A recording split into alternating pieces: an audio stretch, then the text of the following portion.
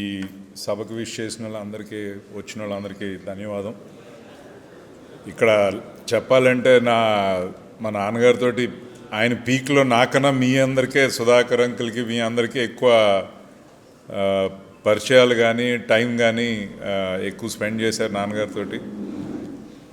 అయితే ఒకటి మా ఫ్యామిలీకి ఏంటంటే గత 2.5 నెలల నుంచి చాలా గట్టిగా నాన్నగారు ఏంటంటే నేను వెళ్ళిపోతాం అన్నది ఖాయం, రేపు అవుతుందా, 6 నెలల్లో అవుతుందా, సంవత్సరంలో అవుతుందా అన్నది ఖాయం, మీరెవరో బాధపడినా నేను వెళ్ళలేను అని చెప్పి అందరికీ గట్టిగా కూర్చుని, ఇన్ఫ్యాక్ట్ ఆడవాళ్ళు ముగ్గురిని అయితే పర్మిషన్ మీరు ఇస్తేనే కానీ నేను ఊరుకోనని చెప్పి పర్మిషన్ తీసుకుని థ్యాంక్ యూ చెప్పి ముగ్గురికి ఆయన అన్నది ఏంటంటే, నేను బాగా బతికాను, చాలా తక్కువ మంది నా జీవితం ఛాన్స్ దొరుకుతుంది, సో నేను బాగా బతికాను, అన్నీ బాగున్నాయి, ఇప్పుడు అందరూ బాగున్నారు, నేను దీన్ని సాగదీస్తూ నాకేమీ ఇంట్రెస్ట్ లేదు, నన్ను టార్చర్ పెట్టకండి అని చెప్పి. సో మీకు తెలుసు కదా అంకుల్ నాన్నగారు ఎలా మాట్లాడతారు, నన్ను టార్చర్ పెట్టొద్దు ఇంకా మీకోసం అని చెప్పి. మళ్ళీ ఇన్స్ట్రక్షన్స్ ఎలాగ ఇచ్చారంటే, మా ఆవిడని పిలిచి, శ్రీధర్ ఉంటాడు, మన శ్రీధర్ ఉన్నాడు కానీ శరత్ తమ్ముడు, శ్రీధర్కి మీరు పరిచయాలు చేయండి మహాప్రస్థానంలో, పోయిన వెంటనే చెప్తే అన్ని కార్యక్రమాలు అటు చూసుకుంటాడు అక్కడ ఆ పని అని చెప్పి, అలాగ అన్నీ ఒక్కొక్కటి ఆయనే చెప్పుకుని, మళ్ళీ మీరు గంధం అది ఇది అని పిచ్చేషాలు వేస్తారు, 5-6 గంటలు నన్ను కాల్చొద్దు, ఎలక్ట్రిక్లోనే మీకు అంతగా కావాల్సి కొంచెం పెట్టుకోండి అని ఇంతవరకు ఇన్స్ట్రక్షన్స్ ఇచ్చి వెళ్ళారండి. అంటే చెప్తున్నాను ఆయన. సో మాకేంటంటే మాకు ఆ 2.5-3 నెలలు మనల్ని అందరినీ కూడా గట్టిగా చెప్పి, మీరు బాధపడితే నేను వెళ్ళలేను, మీరు బాధపడతాం, ఎందుకు బాధపడతాం, ఇదేదో ఇవ్వాల్సిందే, ఇంక ఇది ఇవ్వాలా రూపు అవ్వాల్సిందేదో అని చెప్పి చాలా గట్టిగా మాకు అందరికీ చెప్పి మమ్మల్ని అందరినీ ఇచ్చేసి వెళ్ళారు. నిజంగా లేకపోతే అది మాకు ఇంకా ఎంత కష్టమేదో, నాన్నగారు అలా హ్యాండిల్ చేసి ఉండకపోతే, ఆయన గొప్పతనం అది. అయితే 1965లో నాన్నగారు అంటే జాదవ్పూర్లో ఎడ్యుకేషన్ ఫినిష్ చేసిన తర్వాత ఊరికి వచ్చి, ఊరిలో మా పెద్దనాన్నలు కానీ మా తాత కానీ ఫ్యామిలీ ఫైనాన్సెస్ బాగోక, సో ఫస్ట్ యాజ్ యూజువల్ నాన్నగారి పద్ధతిలో ఉన్న దాంట్లో సర్దుకోవాలని చెప్పి ఫస్ట్ కొంచెం భూములు అమ్మేసి అప్పులన్నీ తీర్చేసి కొంచెం డబ్బులుంటే మెడికల్ షాప్ పెట్టుకుందాం కాకినాడలో అన్న ఐడియాలో ఉన్నారు. అప్పుడే మా అమ్మ పెద్దనాన్న కొడుకు ఒక అతను, ఆయన ఐఐటి ఖరగ్పూర్లో చదివి 1958లో అమెరికాకి వెళ్ళారు. ఆయన వచ్చి జగపతి మా దగ్గర డేటన్లో ఒహాయోలో పోల్ట్రీ ఫార్మ్స్, కోళ్ల ఫార్ములు తెగబెడుతున్నారు మా చుట్టుపక్కల. అంటే నాన్నగారు ఏంటంటే, ఇదేదో బాగుంది కదా, మన దేశానికి మన పిల్లలకి గుడ్లు దొరుకుతలేదు, ఎందుకంటే అప్పట్లో ఊర్లో గుడ్డు కావాలంటే 4 గుడ్లు కావాలంటే 7-8 ఇళ్ళల్లో ఎతుకుతేనే కానీ, ఎవరో ఇస్తేనే కానీ దొరికే కాదు. సో అలాగని చెప్పి హైదరాబాద్ వచ్చారు. హైదరాబాద్ వచ్చి 65లో ఉప్పల్లో దసరా రోజుని శ్రీనివాస ఫార్మ్స్ స్టార్ట్ చేస్తాం అయ్యింది. అదే ప్రాసెస్లో ఈ నాన్నగారికి ఏంటంటే ఎప్పుడు కూడా మీకు అంటే కొంతమందికి తెలిసే ఉంటుంది, తెలుగు ఇంగ్లీష్ పేపర్లు పబ్లిష్ చేసిన పేపర్లు అన్నీ కూడా మా ఇంట్లో ఉండేవి. ప్రతి పేపర్ వచ్చేది, అండ్ అన్ని పేపర్లు చదివేసేవారు ఆయన పొద్దున్న సాయంత్రం వరకు. ఇంకా మ్యాగజైన్స్ కూడా ఇండియాలో ఏ మ్యాగజైన్ పబ్లిష్ అయినా వచ్చేసేది. ఈ స్వాతిలు అవన్నీ చదివేవారు కాదు, కానీ అవన్నీ మా అమ్మ కోసం వచ్చాయి. కానీ English news Fortnight, India Today, Fortune, Times అన్నీ వచ్చాయి. అయితే పోల్ట్రీ మ్యాగజైన్స్, ఇంటర్నేషనల్ మ్యాగజైన్స్ కొనే స్తోమత మాకు లేదు అప్పుడు. అయితే అప్పుడు ఏముండదంటే వాటిలో ఆ పాత ఫిల్ చేస్తే 5 నెలలు 6 నెలల తర్వాత మ్యాగజైన్స్ పంపించేవారు ఫ్రీగా. సో ఇవన్నీ ఖచ్చితంగా ఫిల్ చేసేసి ఆ మ్యాగజైన్స్ అంతా చదివి బాగా అనమాట. సో అట్లాగే పూనాలో ఏదో ప్రోగ్రాం జరుగుతుందంటే పూనాకి వెళ్తే అక్కడ బివి రావు గారు స్టేషన్లోని హైదరాబాద్ నుంచి ఎవరు వస్తున్నారా అని చెప్పి ఆయన వెయిట్ చేసి నాన్నగారిని రిసీవ్ చేసుకుని ఇంటికి తీసుకెళ్ళి పెట్టుకుని ఏదో సెమినార్ ఏదో జరుగుతుంటే అలా ఫ్రెండ్షిప్ స్టార్ట్ అయింది. శేఖర్ రెడ్డి అని చెప్తున్నాడు స్కూటర్ గురించి. ఆ స్కూటర్ నాన్నగారు ఫస్ట్లోనే తిరగక లేకపోతే అంటే ట్రాన్స్పోర్టేషన్ లేకపోతే ఎలాగని చెప్పి 700 రూపాయలకి పెట్టి కొన్నారంట. అది నేను అది 70,000 పెట్టి రిపేర్ చేయిస్తే తిట్టారు నన్ను. అంటే ఉంది కదా అని చెప్పి నేను మళ్ళీ కలర్లు పెట్టుకున్నాను. నాకు అది పెట్టుకోవాలన్న ఇది ఉంటే నేను 700 కొంటే నువ్వు 70,000 పెట్టి ఖర్చు పెడతావా, నువ్వు ఎలాంటి తెంగరుడు అని తిట్టి, అది ఒక బాబు కొడుకు ఉంటుంది కదండి. సో ఎనీవే ఆ స్కూటర్ మీద రావు గారు వచ్చినప్పుడల్లా ఆ స్కూటర్ మీదే తిప్పేవారు. అయితే రావు గారు డీకాబ్ అమ్మేవారు, డీకాబ్ చిక్స్ అమ్మేవారు జనరల్ మేనేజర్ దానికి. రావు గారు దగ్గర నాన్నగారు ఎప్పుడు చిక్స్ కొనలా. కొందామని అనుకున్న రోజున ఆయన ఉద్యోగం మానేసి వచ్చేసారు. అంటే మీకు చెప్తున్న స్టోరీ తర్వాత చక్రధర్ గారు చెప్పారు ఎట్లా స్టార్ట్ అయింది వెంకటేశ్వర హ్యాచరీస్ అని. అది అది అండ్ వాళ్ళిద్దరూ నేను కూడా రావు గారు లాస్ట్ 3 సంవత్సరాలు నాకు ఫస్ట్ ఏంటంటే నాకు ఇంజనీరింగ్కి వెళ్ళాను నేను.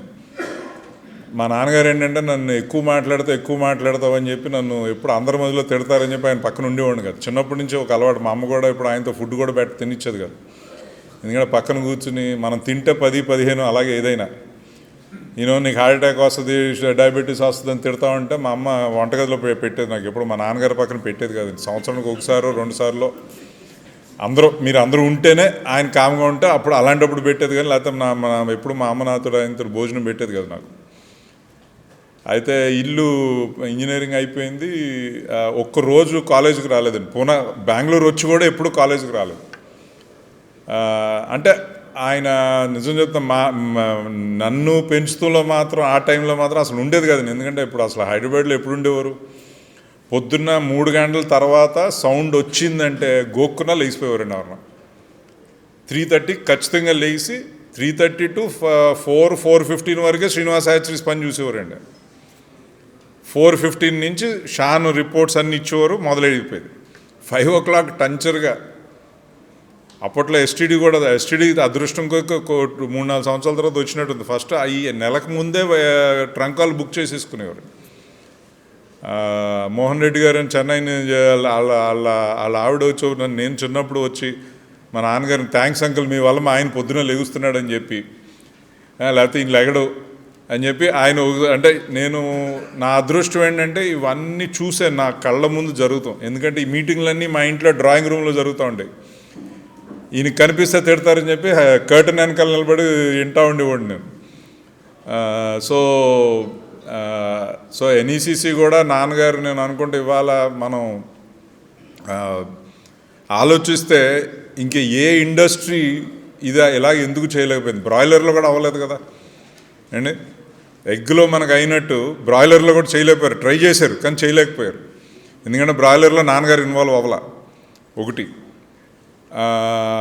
జనరల్గా మన తెలుగు వాళ్ళకి 100 ఎత్తుక్కుంటామండి ఏదో పుల్ల పెట్టుకుంటానికి. కానీ అయినా మన ఇండస్ట్రీలో నాన్నగారు ఏదన్నా ఏదైనా అందరూ కూడా నేను అనుకుంటే ఎవరితో కూడా తొందరగా మర్యాదగా కూడా మాట్లాడేవారు కాదనుకుంటాను. అంటే ముక్కుకు సూటుగానే టక్ టక్ టక్ చెప్పేవారు. అయినా కూడా అందరూ నాన్నగారు అంటే లవ్ అలాంటిది. ఎందుకంటే ఒకటి నేను చూసింది ఏంటంటే ఆయనకి ఎప్పుడు డిప్లొమసీ కానీ అది తెలిసింది కాదండి. వీళ్ళతోటి ఇలా జాగ్రత్తగా మాట్లాడాలి అది ఇది అన్నది అదంతా రావు అంకుల్ డిపార్ట్మెంట్. ముక్కుకు సూటుగా అంకుల్ని కూడా ఎన్ని మాట్లాడేవారు బాబోయ్. అసలు ఆయన కోపం వచ్చేసేది. నేను ఇంట్లో ఉన్నప్పుడు కూడా అప్పుడు అదే బ్రాయిలర్ ఓపెన్ చేసినప్పుడు అసలు ఎన్ని అన్నారు అనుకుంటున్నారు రావు అంకుల్ కోపం వచ్చేసింది. ఒక రోజు వచ్చేసి ఇడు ఎండో నేను చెప్పేది అది ఇది అని చెప్పి. But still already first phone call నేను చూసేవాడు కానీ ఏదొచ్చినా ఫస్ట్ ఫోన్ కాల్ అరే జగపతికి ఫోన్ లాగారే అనేవారు. ఇంట్లో ఏదొచ్చినా బాలాజీది ఏదో తెలిసినా అరే జగపతికి ఫోన్ లాగా, ఇంకోటి ఏదో వచ్చినా జగపతికి ఫోన్ లాగా అది. సో అప్పుడు నన్ను ఏంటంటే ఇల్లు కడుతున్నప్పుడు పని ఫినిష్ చేస్తాను చూసి నువ్వు ఇక్కడ ఉండటానికి వీల్లేదు, నువ్వు పునా రా అని చెప్పి నన్ను పునా తీసుకెళ్ళిపోయి ఇంట్లో పెట్టుకుని అంకులు. తర్వాత మా పెళ్ళైన తర్వాత నేను మా ఆవిడ ఇద్దరం కూడా ఉండి ఆయన కూడా అంటే ఆ చనువు ఉండేది నాకు అంకుల్ తోటి. ఆయన చెప్పాలంటే మా నాన్నగారి కన్నా నాకు ఆ అంకుల్ తోటి ఎక్కువ చనువు ఉండేది. కానీ ఇవాళ మన ఇండస్ట్రీ ఒకటి నాన్నగారికి లేయర్స్ అంటేనే, గుడ్లు అంటేనే ఇది నేను ఇంకేం చేయాలి, నాకు ఏముంది, ఆంధ్రాలో పెద్ద పనే ఉండేది కాదు, 6-7 నెలల ముందు చిక్స్ బుక్ అయిపోయాయి, మాకు పెద్ద పని ఏం ఫ్రస్ట్రేషన్ ఏమో, బ్రాయిలర్ ఏమో మమ్మల్ని ఎదగని ఇస్తలేదు, సరే ఏదో చేసుకుందాం, అలా ప్రాసెసింగ్ ఏదో స్టార్ట్ చేద్దాం అనుకుంటే అప్పుడు నువ్వు లేయర్స్ వదులుతానికి వీల్లేదు. సరే నేను 2004 నుంచి నేను వదిలేద్దాం వెంకటేశ్వర అని అంటా ఉన్నాను, ఎందుకంటే అక్కడ మనం ఉండటం వాళ్ళకి ఇష్టం లేదు, మన ఎదగనివ్వరు. నా నాన్నగారికి కానీ దాన్ని వదలాలంటే నాకన్నా అది పెద్ద కదా, బికాజ్ ఆయన బిల్డ్ చేసింది అది. మీ అందరికీ ఎంతమంది తెలుసో తెలియదో, 96లో రావు గారు పోయేటప్పటికి 70% ఆఫ్ వెంకటేశ్వరాజీస్ రెవెన్యూ నాన్నగారి చేతిలోనే ఉండేది. సో ఆయనకోమో అది వదులుతాం చాలా బాధగా ఉండేది. కానీ మొత్తానికి 2016-17లో నేను లేయర్స్ వదిలేస్తానేమో అని భయపడి ఆయన అప్పుడు నువ్వు వీల్లేదు, లేయర్స్ నేను బిల్డ్ చేసింది, బ్రాయిలర్ మెథాడ్ చేసింది, ఇండియాలో లేయర్స్ నేను బిల్డ్ చేసింది, నువ్వు వదులుతానికి వీల్లేదని చెప్పి. అండ్ అప్పుడు హైలైన్ వాళ్ళు ఎప్పటి నుంచో మా వెనకాల పడుతున్నారు, కానీ మేము ఎప్పుడు అసలు నిజంగా వాళ్ళు అదే అంటారు, జోక్ చేస్తా అంటారు ఇప్పుడు కూడా, మేము వచ్చేప్పుడు అడిగినా మమ్మల్ని ఎగతాళి చేసేవాడు నువ్వు అని చెప్పి. And anyway that's the different chapter. కానీ రోజు వెంకట్రావు గారు చెప్తున్నట్టు ఏప్రిల్ వరకు నేను అనుకుంటాం సత్యనారాయణ రాజు గారిని అందరినీ కూడా ఆల్మోస్ట్ 3-4 రోజులకు ఒకసారి ఫోన్ చేసి ఫామ్ రిపోర్ట్స్ అన్నీ తెప్పించుకుని మంచం అంతా అలాగ ఉండేయండి. అమ్మని ఎప్పటి నుంచో గదిలేని తోస్తారు, ఆ రిపోర్ట్స్ అన్నీ మంచం మీద అంతా ఉండేవి, మా ఫ్లాక్ రిపోర్ట్స్, అందరు ఫ్లాక్ రిపోర్ట్స్ కూర్చొని రోజు చూసుకునేవారు. కానీ ఏప్రిల్ నుంచి కొంచెం మెంటలీ కొంచెం ఇదిగా వచ్చింది. ఇంకా ఆయన కూడా అదే క్లియర్గా అన్నారు, నాకు మొన్నటి వరకు బ్రెయిన్ అన్న ఉండింది నాతోటి, సో నాకు ఇంట్రెస్ట్ ఉండింది, ఇప్పుడు అది కూడా పోతుంది క్రమంగా. డాక్టర్ల దగ్గరికి వెళ్తే ఆయన అపోలోలో సుబ్బారెడ్డి గారు ఉన్నారండి, అంటే మీరు అపోలోలో one of the main doctors, వాళ్ళ నాన్నగారు కూడా పౌల్ట్రీ ఫార్మర్ అంట, అది నాకు తెలియదు. కోవిడ్ అప్పుడు నాన్నగారిని అడ్మిట్ చేస్తుంటే అప్పుడు ఆయన ఫోన్ చేసి, బాబు ఒక్కరోజు మా ఇంట్లో మీ నాన్నగారు రాని రోజు లేదు, మా నాన్న అంత మాట్లాడేవాడు మీ నాన్న గురించి, సో ఈయన్ని నేను చూసుకుంటా, మీరు అసలు రావద్దన్నాడు, మమ్మల్ని రానివ్వలేదండి హాస్పిటల్కి, నేను చూసుకుంటాను ఆయన అని చెప్పి.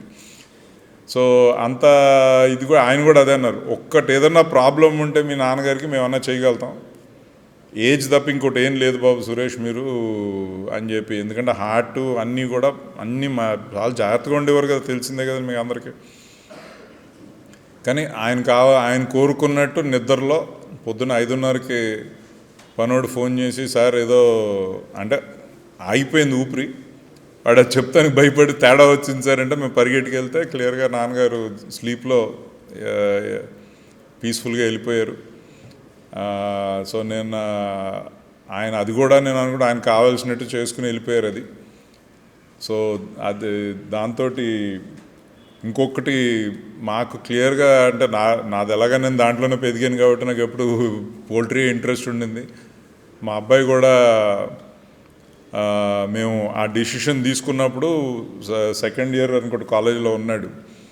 సో వచ్చి మమ్మల్ని అడిగాడు, తాతగారు ఇప్పుడు ఎందుకు why are you taking this decision అంటే, ఇద్దరం అప్పుడు పోల్ట్రీ నీ టైంలో ఎంత ఎదుగుతుంది, ఎంత స్కేల్ ఉంది అని చెప్పాము. తర్వాత వాడు ఏమన్నాడంటే, అయితే మీరు బిజినెస్ ఎలా చేస్తారో అంటే అప్పుడే అనౌన్స్మెంట్ చేశాం కదా, మీతో నేను వస్తాను ఫార్మర్స్ దగ్గరికి అంటే, వస్తే ఒకటే అన్నారు ఫస్ట్, ఇంకా వెనకాల ఒక కారు పెట్టుకుని వెళ్ళండి అన్నారు.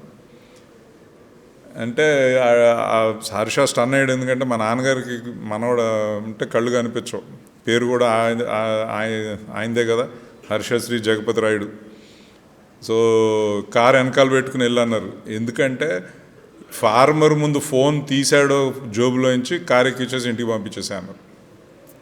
స్టన్ అయిపోతే అన్నాడు, ఫార్మర్ దగ్గర అమర్యాద చేస్తే మాత్రం బిజినెస్లోకి వస్తానికి వీల్లేదని చెప్పారు.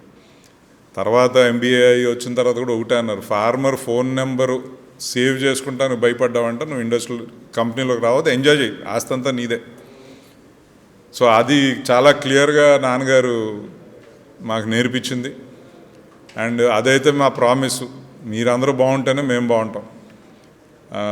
దట్ ఈస్ ఆర్ ఇది. హర్ష నాకన్నా హీఈస్ మోర్ ఎక్సైటెడ్ అబౌట్. ఇందాక అన్న నారాయణ రెడ్డి అన్న ఎందుకే సినిమాలు చేసుకోవచ్చు కదా అంటే కుదరదు, మేము పోల్ట్రీయే నాకని చెప్తున్నాడు క్లియర్ గారి. సో మేము అండ్ మాకు ఫస్ట్ లవ్ ఎప్పుడు లేయర్సే. బ్రాయిలర్లో ఎంత వచ్చినా నాన్నగారు అసలు పట్టించుకునేవారు కూడా కాదు, రికార్డు కూడా చూసేవారు కాదు. సో అది చెప్తూ మళ్ళీ అందరూ వచ్చి దీనికి ధన్యవాదాలు. Thank you.